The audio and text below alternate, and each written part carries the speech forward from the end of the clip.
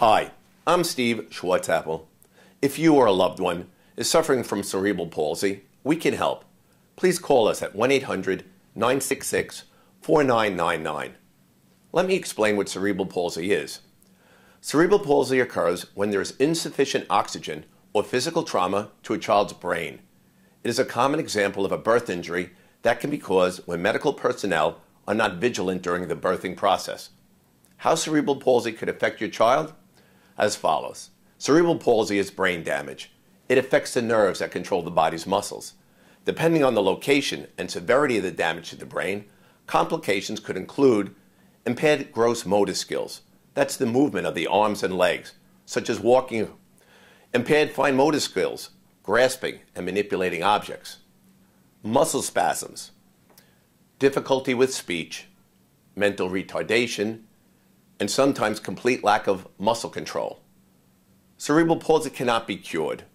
Although treatment options do exist, treatments for children affected with cerebral palsy can include drug and chemical therapies, physical therapy, and surgery. What causes cerebral palsy?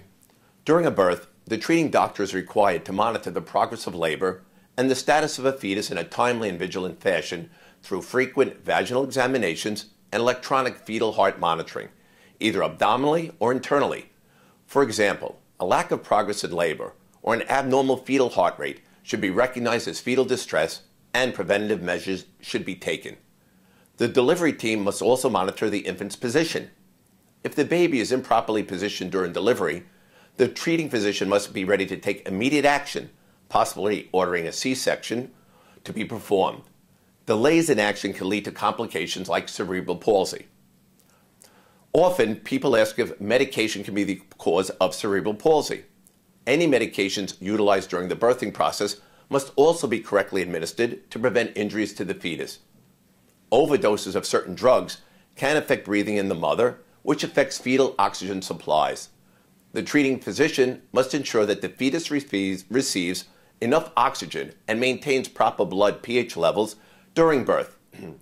Can physical trauma be the cause of cerebral palsy? Finally, difficult deliveries may be assisted by vacuum extractors or forceps. If used improperly or with excessive force, these tools can cause significant trauma to the soft tissue of the infant's skull, to the point where bleeding and damage occurs to the brain. How can we help? If the treating physician or obstetrician fails to prevent the conditions described above, or fails to react in a timely manner when these conditions are present, they may be considered to have acted in a manner not consistent with the established medical practices and may be held responsible for medical malpractice.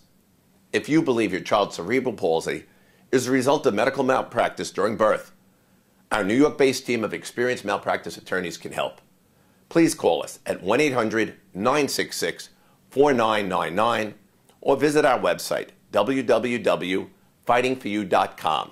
That's www.fightingforyou.com. Thank you.